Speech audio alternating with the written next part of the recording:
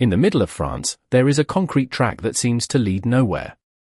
It rises above fields on pillars, straight and silent, like the remains of a future that arrived too early and then simply stopped. This was not built for an ordinary train. It was built for the Aérotrain, a machine that had no wheels in the usual sense, no steel rail contact, and no familiar rhythm of metal on track.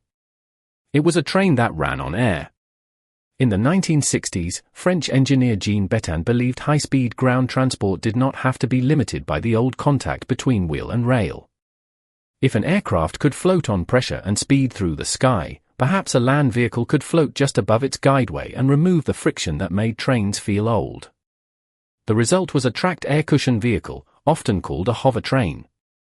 It did not levitate like a magnetic train.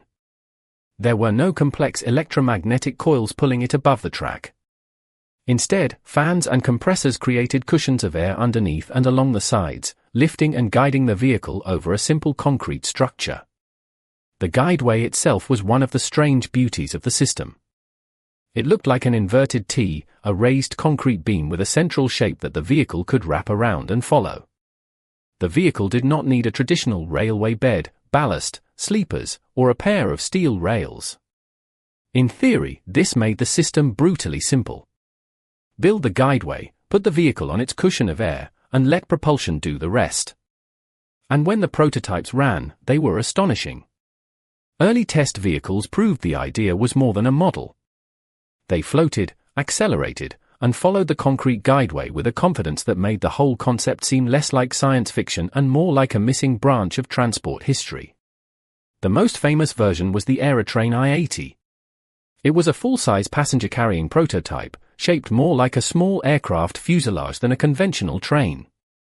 It could seat passengers, ride above the concrete guideway, and use aircraft-style propulsion to reach speeds that ordinary railways of the time could only envy. In 1974, the I-80 set a record for overland air cushion vehicles, reaching more than 417 km per hour on average, with a peak of around 430 km per hour. For a vehicle riding over concrete in the French countryside, that was extraordinary. International visitors came to see it. American companies licensed the idea. A version was tested in the United States. To supporters, the Aerotrain looked like the next step, faster than ordinary trains, less mechanically complex than maglev, and free from the limits of steel wheels. But speed was not the same as a transport system. That was the problem waiting inside the concrete. The Aerotrain needed its own guideways. It could not simply use the existing rail network. Every route meant building a new elevated structure, with stations, switches, safety systems, maintenance facilities, and political approval. That put it directly against a rival idea, improving conventional rail until steel wheels could also run at very high speed. That rival became the TGV. The TGV was less futuristic to look at. It still used wheels, rails, pantographs, and electric power. But that was exactly its strength. It evolved from the railway system France already understood. It could connect with existing infrastructure, institutions, operators, and maintenance logic. The Aerotrain also had a noise problem. Some prototypes used gas turbines and large propellers or aircraft-derived propulsion. They were dramatic and powerful, but not gentle. A vehicle that might be tolerable on a remote test track could be far less acceptable near cities, suburbs, tunnels, or closely spaced stations. Engineers also had to think about problems that are easy to miss in a demonstration film. What happens when two vehicles pass each other, when pressure changes suddenly, when the guideway enters a tunnel, when crosswinds hit the vehicle, or when a system must run every day, not just break a record. A record run can prove that a machine is fast. It does not prove that it is cheap, quiet, maintainable, politically safe, or better than the system it wants to replace. For a moment, the Aérotrain seemed close to becoming real. A line was planned between Cergy and La Défense, on the edge of Paris. It would have turned the Hovertrain from a test track marvel into an actual transport service. Then the decision changed.